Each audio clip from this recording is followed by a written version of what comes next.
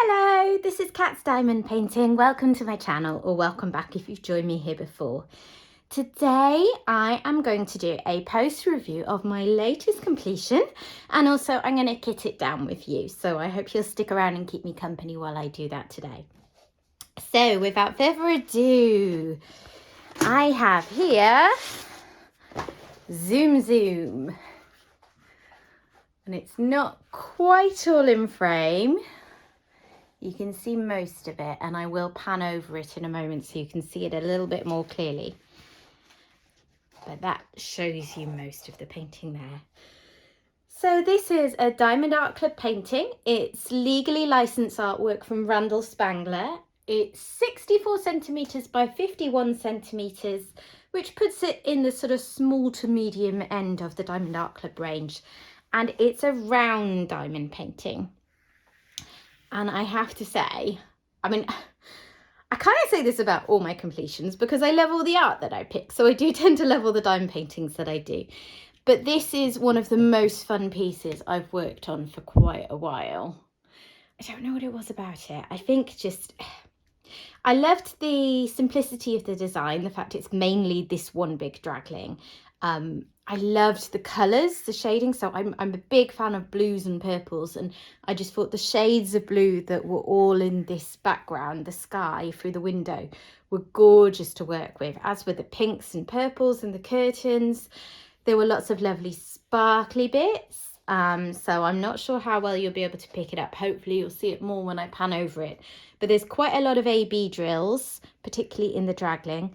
AB drills are Aurora Borealis drills. They have a special coating on the top that makes them reflect light, either shining on the painting or the light shining off other drills, more than the drills around them. So it just gives you these beautiful accents. So there's quite a few green ones in the dragling. There's quite a lot of white ones as accents around.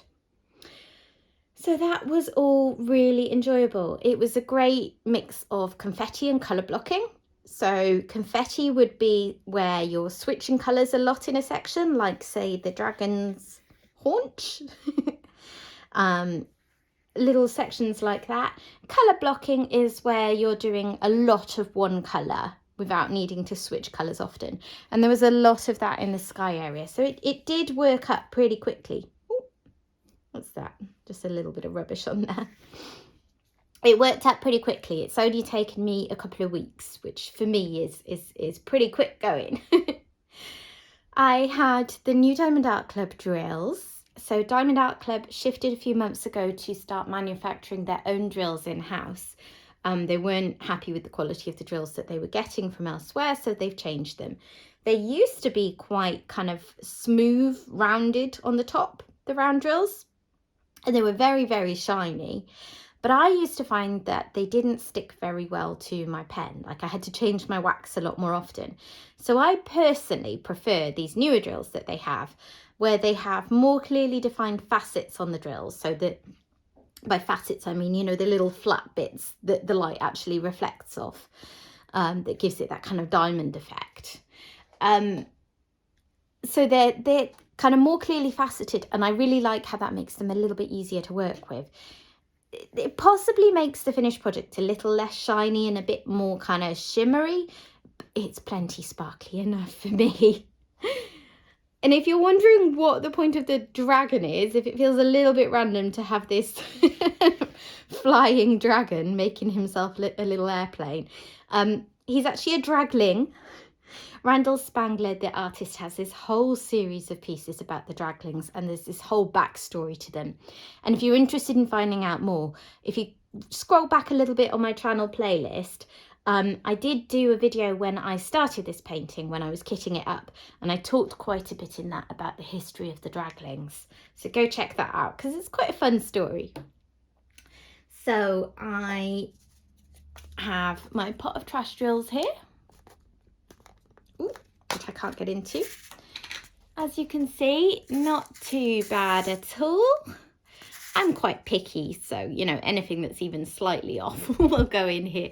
Any holes or nubs or anything. So I don't think that's too bad. And more importantly, because trash drills will happen, right? But more importantly, I didn't run out in any colours. So I'll just move these to the side, and you can see I have got plenty left in my storage here. So this is what I'm going to be working on today, is kitting this down, putting all these drills into my spare drill storage and returning these pots to readiness for my next painting. So let's get on with that after I have panned over the canvas to show you it a bit more closely.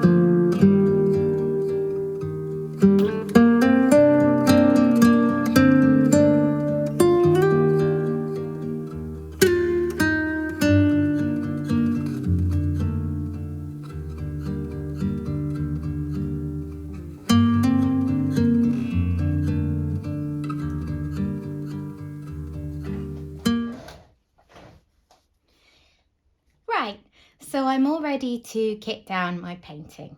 And the way that I do that is I take all of the spare drills that I have for my painting and I store them in a load of little Ziploc baggies. So it's not a very sophisticated system at all at the moment. I do plan to eventually do something a little more sturdy and long lasting. But right now this actually works really well for me. So you'll see here this bag says DAC rounds new drills. I have a different bag that has all of my spare old drills. And the reason why I do that is just because the more that I divide my spare drills out into kind of subcategories, the easier it is to find them if I'm looking for them. So if I'm working on a painting with Diamond Art Club new drills, I'm checking my list to see if I have anything in this bag. And if I do, then there's not so many to look through. And if I don't have that, then I can look at the next closest thing, which will probably be their old drills, and look in that bag, and so on and so on. So it's not quite as chaotic as it looks, because I do have a list on my laptop. So I probably won't be able to get this in frame.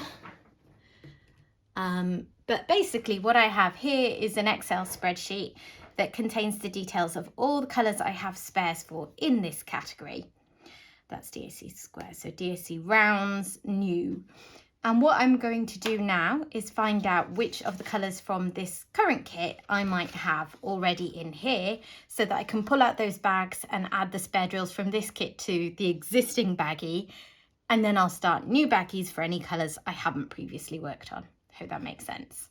So I'm just going to use this key, which I made at the start of working on the last painting by copying the original sticker sheet that came from Diamond Art Club. And I'm going to add all of these colours to my list.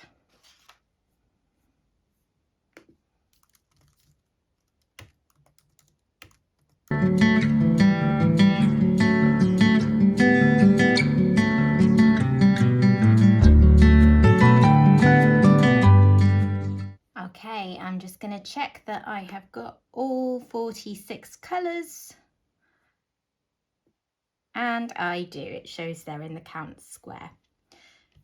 So this bit is kind of the boring bit, just adding things to a spreadsheet. But the reason that I do this is so that I have a complete log of everything I've got in the much messier bags of spare drills. And I then forward this to my phone by emailing it to myself. And then I've always got that email on my phone. So if I want to check if I've got spare drills, it's really, really easy to check at any moment without having to actually flick through a box and see what's in there. Okay, so now I have added these colours. What I am going to do is add a grid around them just because I like them to look the same. And then I am using the inbuilt filter tool in Excel. I appreciate you won't be able to see what I'm doing, but hopefully you'll know what I mean if you're used to using Excel at all. So I'm filtering by the DMC colour number. And now I'm just scanning down this to see if there are any entries on here that now have 2 lines for a particular DMC number. If there are, that means that I've just added one and there was already one on there. So that means that there is a bag of that colour in my spare drill storage. So let me find out. If there are any, I'm just going to highlight them like this so that I know.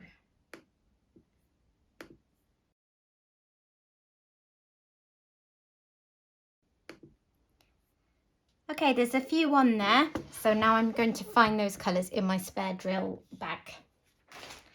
Quite a few of the colours that pop up in a lot of kits become quite familiar by the code to me, so I kind of have a good idea of what colour I'm looking for. I do also, on that spreadsheet, have a list of the colour names, because that can help as well when I'm looking for a colour in the bag. You know, if it says, well, I mean, I know that 310 is black, but just as an example, because it says black, I then know I'm looking for black in here. And there is the 310 black. And once I've found them, I'll delete them off here.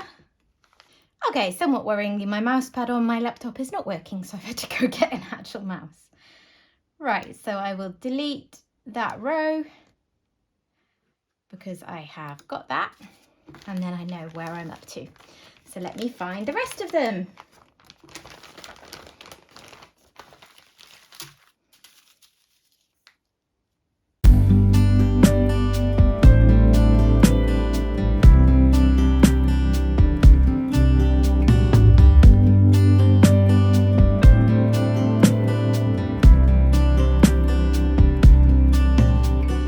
Right, so these are my duplicate bags I've pulled out.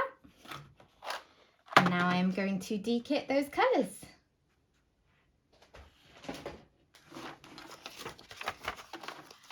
I will put this sticker aside for my logbook when I get that going.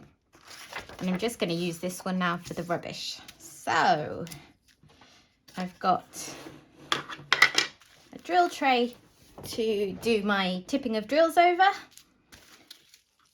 And let's get going.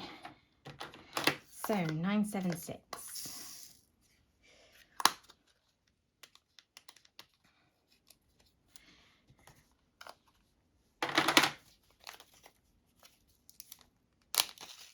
So how is everyone doing today? It's another hot sunny day here. It's really up and down at the moment, having big swings from very hot sunny weather to it suddenly being quite a lot cooler and wet. I was hoping that the weather would be nice for this weekend, because this weekend my son is going away with his grandparents for a big treat they got him for Christmas, to go to the football stadium of his favourite football team that he supports, which is Liverpool. So they're going to Anfield, if you're familiar with British football teams at all. And then they're also going to Chester Zoo the next day. So he's really excited. And I mean, you know, rain won't spoil it, but it's always nice to have good weather. Plus, it's a rare weekend for my husband and I to actually have some time to have a bit of a date, get out together. And yeah, good weather always helps, doesn't it? I was hoping we'd be able to do something like maybe go to a pub, take our books, sit outside, just relax at this nice pub we go to down by the river. But that won't be so good if it's raining on us. Oh well, there's worse problems to have, aren't there?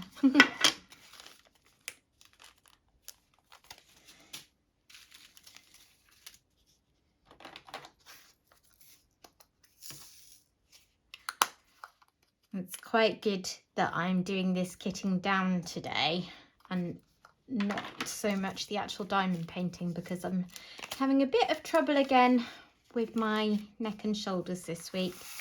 I did talk on an earlier even, stumbling over my words like normal, video about how I have some problems with muscular pain, often in my neck and shoulders and back, and sometimes other areas, like my glutes or my legs. And yeah, they've been really strangely tight this week.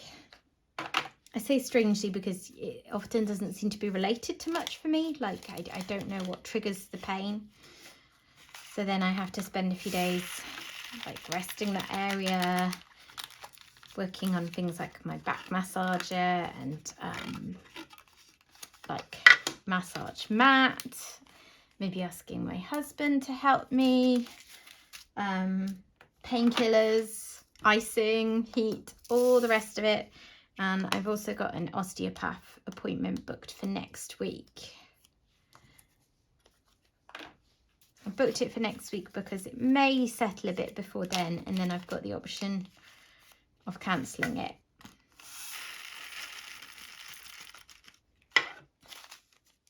Because it's a bit unpredictable, really, when things will hurt and why things will hurt with me. So yeah, it's good to be just, you know, sitting with a different posture, doing different things today. But it was annoying me yesterday because I was really enjoying working on my current painting. The one I've gone back to after this is Family Circus, which if you're interested in that canvas, I've got various videos featuring it actually. I've got one where I unboxed it and kitted it up. I've got one where I showed, because it is a large painting, how I work on larger paintings on my easel. And I've got one that's just a bit of a WIP'n'Chat on it. So I know it's a popular painting, so yeah, I've got quite a few things on it if you want to see it a bit closer up. But yeah, so I was working on that yesterday and really enjoying it, but then having to take very regular breaks to stretch things out and whatnot. So yeah, this will help, doing something a bit different today. And I'm starting to think about what I will start on next now I finish ZoomZoom. So I have, at the moment, I have 4 works in progress, 4 whips.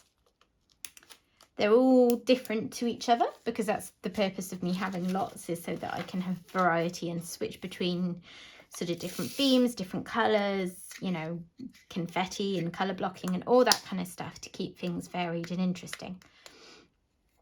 So they're all quite different. And then I also have my Summer with the Masters entry, Wheatfields, which is a round diamond painting. So normally I'll have, you know, maybe 3 square paintings and 1 round, which is what I have. But I will probably give in to the temptation to kit up another round painting quite soon. I was talking about this. Why haven't I got...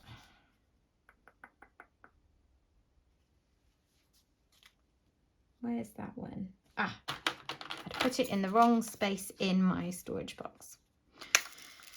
I don't think it's fully in frame, but I have all my colours organised in DMC order, but sometimes when I'm diamond painting I'll put things in the wrong place and then it confuses me.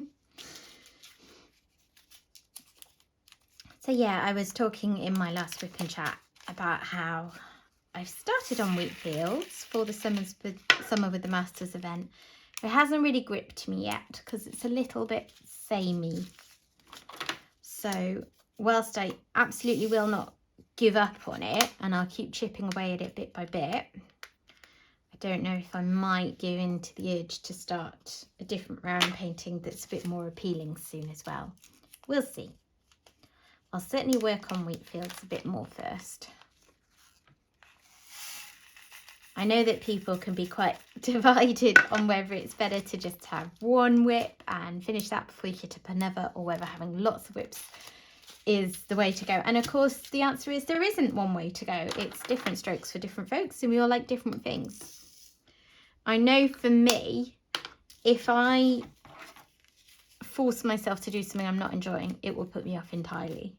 So just sometimes when I'm working on a painting and I feel like I'm ready to switch to another one, but I want to finish a section before I do that, that feels hard. And if I forced myself through a whole painting that I was not enjoying in that way, it would really take the fun out of diamond painting for me, I think.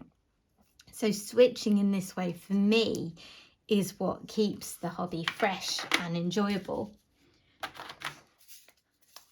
So yeah, whilst I would like to push through and get wheat fields done as soon as possible to keep up with the event, I will have another go at doing a row, but if I'm not loving it, I will put it aside again, because another time in the future I know that I'll feel absolutely up for that painting.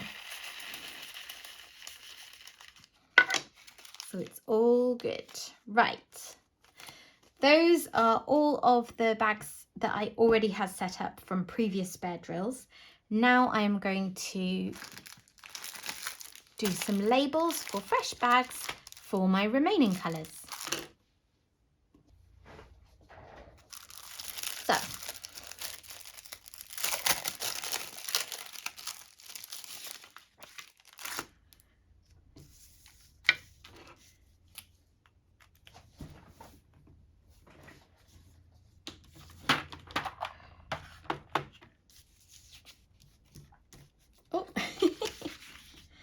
trying to avoid the cracks that run along my table, because if I write on those, the pen will go through.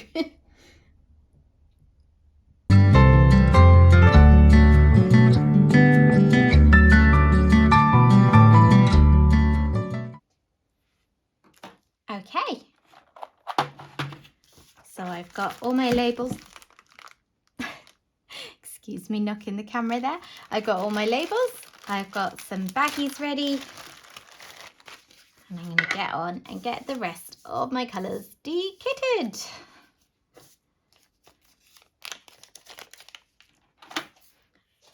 This colour was really fun.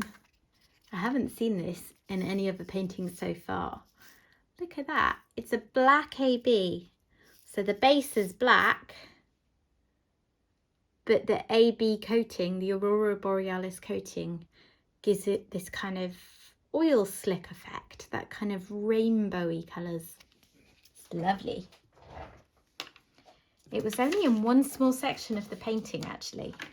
I think they gave me about 5 times as many drills of this colour as I actually needed.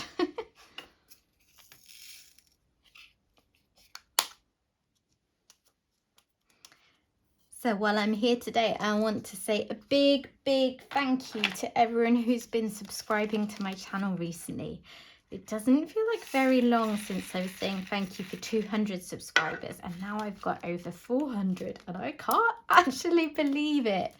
It's really exciting for me just because it means that, you know, some of you out there are enjoying what I'm putting out, and it just makes the whole thing really enjoyable for me. So I can't tell you how much I appreciate people subscribing to the channel. I also got to over 300 subscribers on my Instagram channel. So if you're an Instagram user and you haven't found my channel on there yet, it's exactly the same handle, catsdiamondpainting, and I use that just to put slightly more regular updates of what I'm working on. So those, you know, mid-whip pictures of a section that I've completed and that kind of thing. So yeah, do mosey on over there and join me if that's your sort of thing. Thank you again from the bottom of my heart to everyone who's subscribed.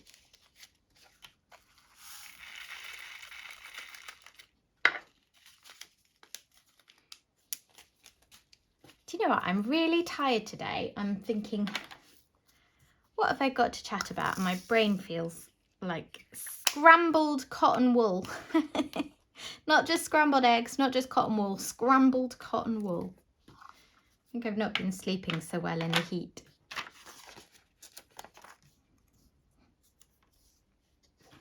It was Father's Day this weekend, just gone here in the UK. Is that something that's the same everywhere? I know Mother's Day is different in the States and certain other countries and the UK, because in the UK Mother's Day is in March, and I know from buying from US based companies, sorry, that drill just did not want to come out of the tray, that it was in May, I think, wasn't it? Oh, but based on the same thing, I was being sent Father's Day offers last weekend. So yeah, I guess Father's Day is the same everywhere.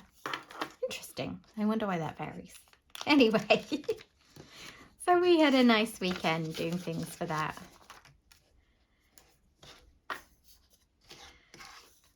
We woke up in the morning and my son gave his dad his card he'd got him.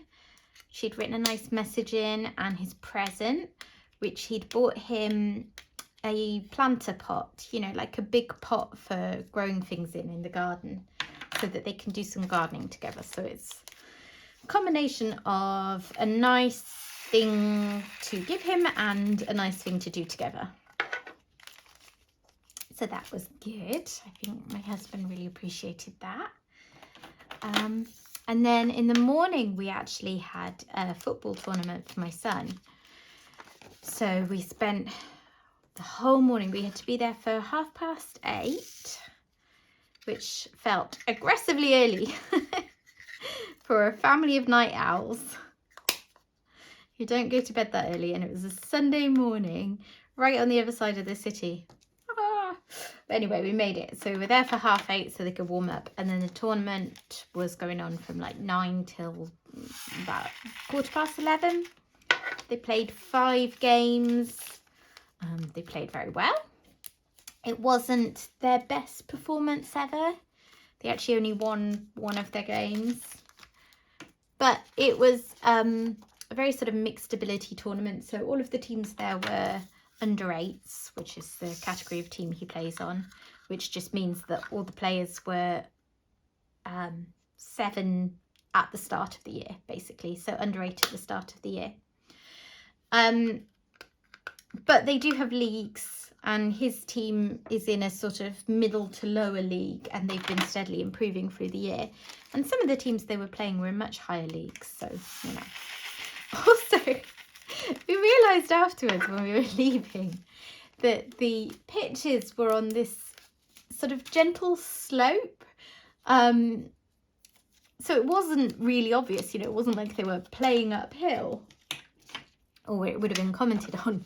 But when we left and sort of looked down, it's like, oh, actually, that was quite significant, isn't it?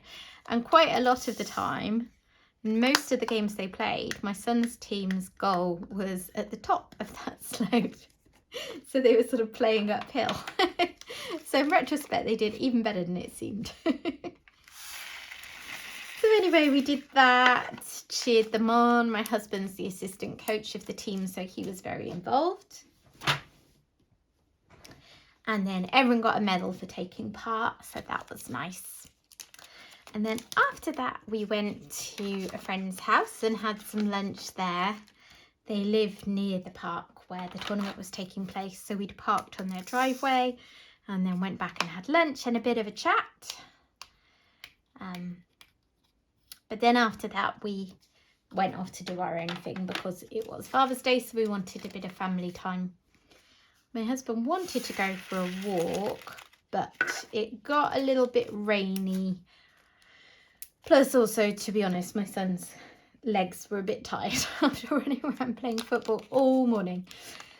So we ditched that idea and we went just down the road to a sort of outdoor bar type area because my husband is not a big drinker at all, but for some reason he really fancied a cocktail, so he had that. It was his day, his rules, hey. That probably sounds really strange to people who don't live in the UK, because here you're not allowed to drink alcohol until you're 18, but children are allowed in most bars, particularly this kind of outdoor one, and we just sort of sat under cover because of the rain. So yeah, less odd than it maybe sounds. And then after that we decided to go out for an Indian meal. I had been planning to cook some homemade pizza, but I'd kind of messed up on getting everything in, so we needed to go to a shop and it just became too much stuff to add in to the day. So we decided to just treat ourselves and went to an Indian restaurant for a curry, which we hadn't done in absolutely ages. And it's funny because my son, he's a good eater for his age, to be honest. We like to eat a lot of variety food and different cuisines, and we've always tried to give him what we're having with just, you know, adaptations if necessary. So he's always been used to eating lots of different cuisines. So Indian was something that he would eat, but he didn't love it, to be fair. But he was quite excited to go, and then he just really, really enjoyed it. So we all had poppadoms, he was stuffing his face with those. And then I ordered him chicken tikka, like an adult starter portion. So they had a kids menu, but the kids menu was like, you know, British sort of food for children who maybe don't enjoy Indian food so much. So I ordered him an adult starter portion of chicken tikka, and then we had like naans and things on the side, and that was what he was really excited about. The waiter, when I ordered the chicken tikka, the waiter said, "Oh, did you see we actually have a children's menu now?" And then he looked at my son, who was like in the process of absolutely stuffing his face with poppadoms. So I was like, I guess you're okay. And we were. He absolutely demolished his chicken tikka, so it was nice.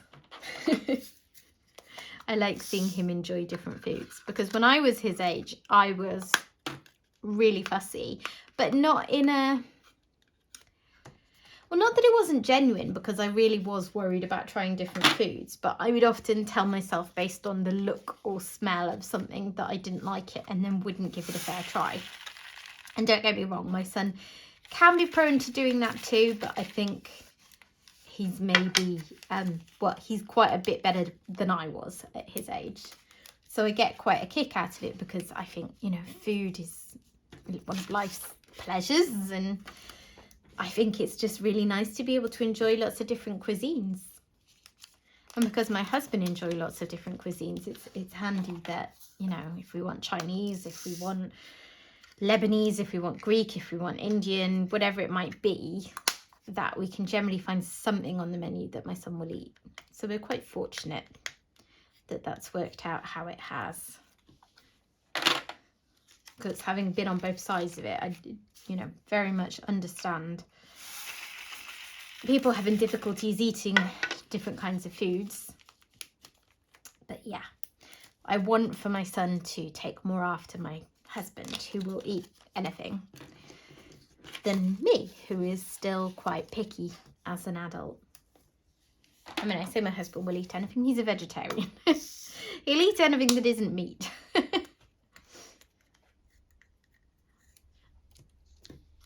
So yeah, Sunday was a fun day.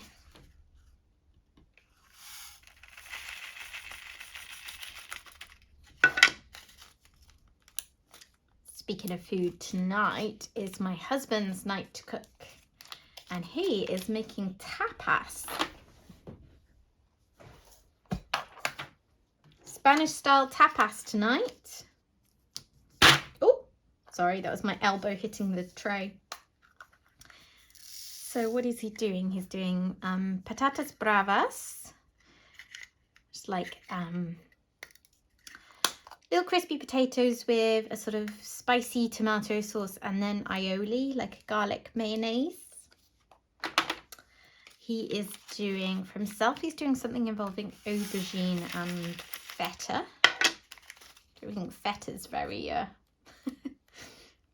very Spanish, but hey ho. I've got a little sort of red wine glazed chorizo dish, which I had coincidentally bought on the shopping last week because it was on offer. He's making some sort of chicken a Spanish style chicken thing that will be for my son and a bit for me. He's doing a Spanish omelette, so you know, a potato based omelette. So yeah, sounds delicious. I can't wait. It was really nice that he came up with the idea to do it all himself, because for me that's like him having his night to cook.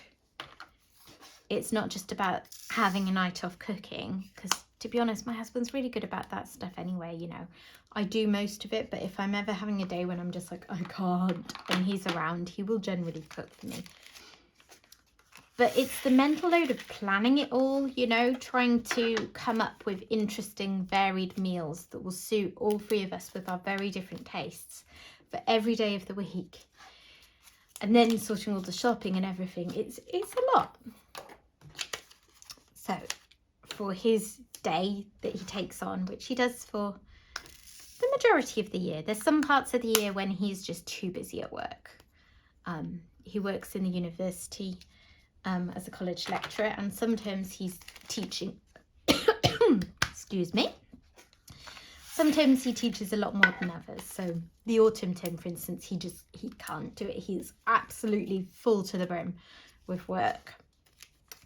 But in his quieter terms, this is a nice thing that he does for me.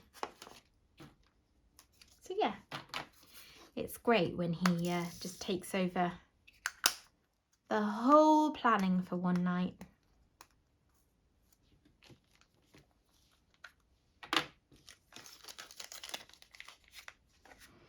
I'm sure quite a few of you can maybe relate to the difficulties of trying to please everyone in your family at mealtime. So as I said, my husband is not fussy, but he's vegetarian. I am quite picky. I struggle with a lot of vegetarian food, where I maybe don't get on with the textures and that kind of thing. And my son is, as I said, a good eater for his age, but he's 8, you know, he's not amazing with new stuff all of the time. You have to get him in the right mood. So, between the three of us, it can be tricky. My husband's been vegetarian about 6 years now, and I have to say the first couple of years I struggled with just adapting to an entirely different way of cooking, and a little bit of kind of sense of loss, I guess, that we used to be able to really enjoy the same meals together, and you know, we'd go out for dinner and eat off each other's plates and all that kind of stuff. That was minor. It was just an adjustment period. But I think we probably cook quite unconventionally, because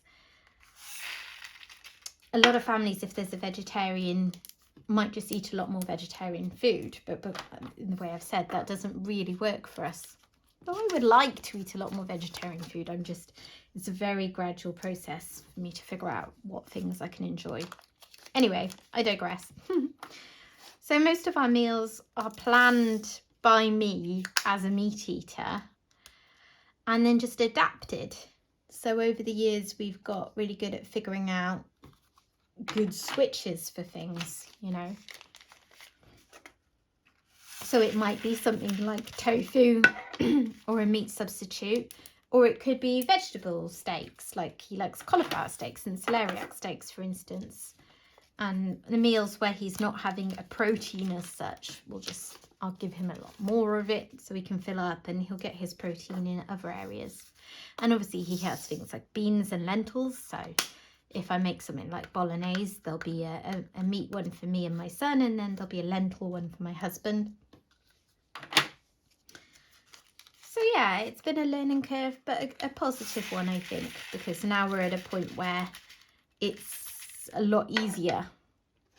You know, if it's a meal I've cooked often before, then we already know what things will work well as substitutes. And if it's not, then we've got a lot better at figuring that stuff out.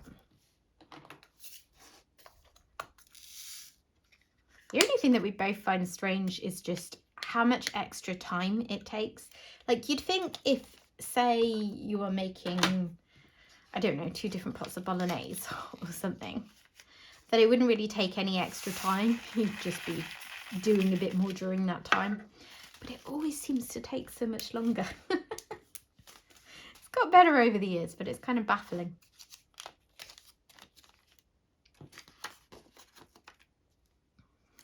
Almost done, just a few more colours.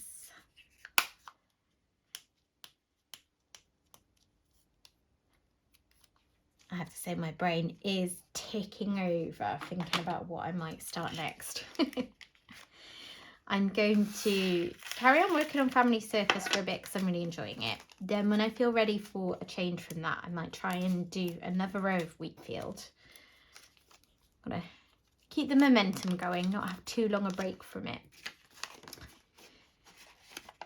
Or similarly, the old Waterway Cottage, which is a Dreamer Designs kit that I'm working on, that I've been working on for quite a while now. And I've done, I think, maybe 3 rows of it. Which, I think I've spoken about it before. I love the painting, but it's just quite a slow going one. So I'll do a bit of one of those. But then after that, I might think about starting a new round kit. I'm very undecided on what one to do though. I may even see if I can do something like put a poll on my Instagram next time. I think that'd be quite fun to have my followers choose for me. If I narrow it down to a couple, we shall see. I tend to get kind of gut feelings about what I want to work on. So it's also possible that when I really put some thought into it, one will call to me in particular over the others, and then I will want to do that one.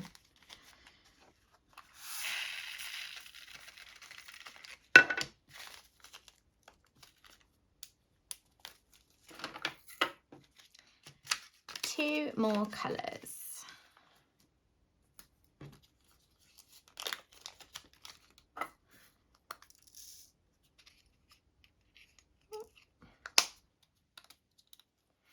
I think these pots could probably do with a clean.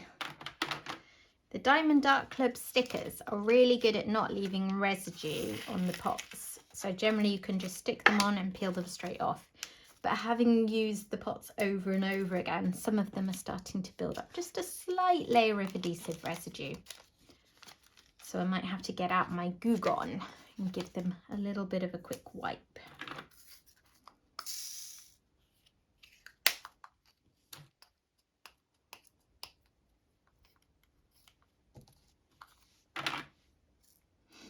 Little black bit in there.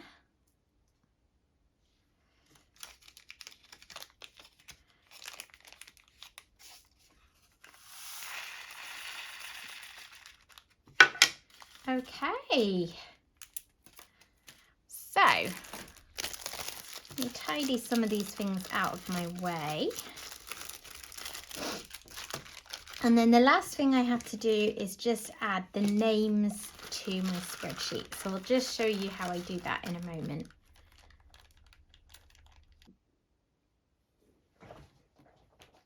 Okay, so I've added all of those packs to my spare drill storage, and this will go away in a drawer upstairs.